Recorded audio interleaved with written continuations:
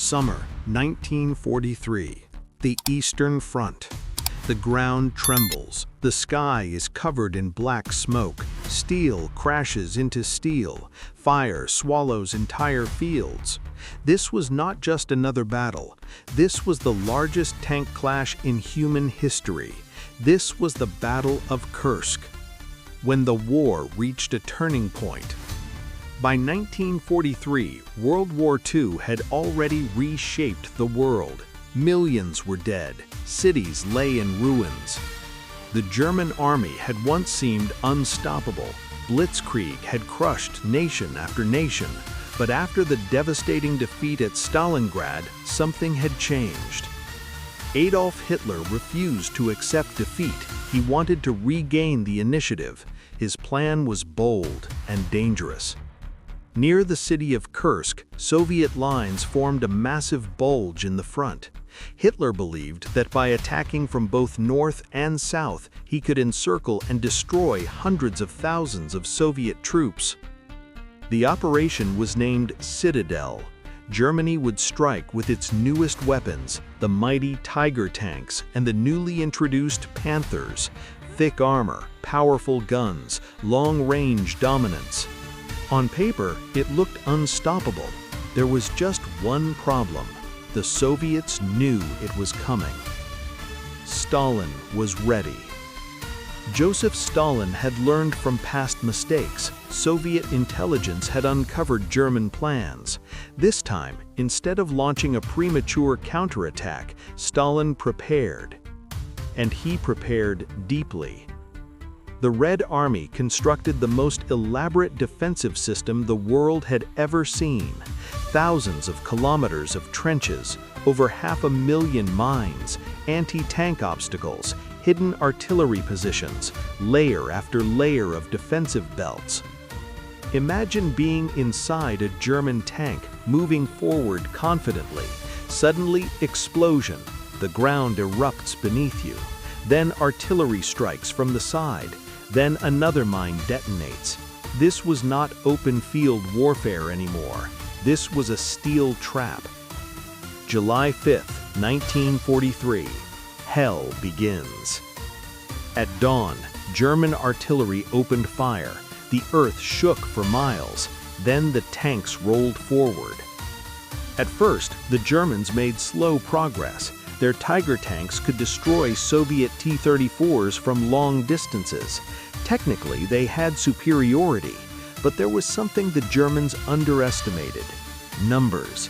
The Soviets had tanks, thousands of them. For every destroyed P-34, another seemed to appear.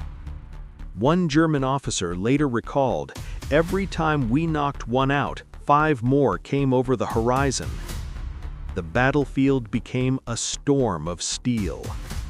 Prokhorovka, the day the earth burned. On July 12th, near Prokhorovka, history reached its most chaotic moment. More than 600 tanks collided in the matter of hours. Distances shrank to less than 100 meters. Long-range advantage no longer mattered. This was close combat. Tanks rammed into each other. Tracks snapped. Steel tore apart. Some Soviet tank crews deliberately charged directly into German Tigers to disable them at point-blank range. It was nearly suicidal. At times, the fighting was so close that German tanks with long barrels could not lower or rotate their guns properly. The machines were almost wrestling. Imagine two 40-ton monsters colliding head-on, metal screaming as they grind together. This was mechanical apocalypse. Who won? Tactically, the battle remains debated. Strategically, however, the answer is clear: the Soviets. German losses were devastating. More importantly, Germany lost the ability to launch major offensive operations in the East ever again.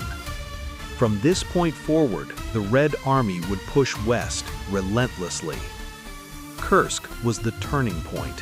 Hitler had gambled on one final massive blow. He lost. Why Kursk changed everything? After Kursk, Germany permanently lost strategic initiative on the Eastern Front. Soviet industrial power proved unstoppable. The momentum of the war shifted westward. This battle was not just about tanks, it was about logistics, industry, preparation, and endurance. Germany relied on technological superiority. The Soviet Union relied on production, manpower, and resilience. The Tiger was stronger, but the T-34 was everywhere. And sometimes in war, quantity combined with determination wins over quality. A chilling fact. So many mines were laid during the Battle of Kursk that even decades later, unexploded ordnance has occasionally been discovered in the region. The ground still remembers. Final thoughts. The Battle of Kursk teaches us something powerful. Wars are not decided by weapons alone. They are decided by preparation, decisions, and willpower. Adolf Hitler believed in one decisive strike. Joseph Stalin believed in endurance and depth. History chose its answer. In the fields around Kursk, steel burned, men fell, and the direction of World War II changed forever.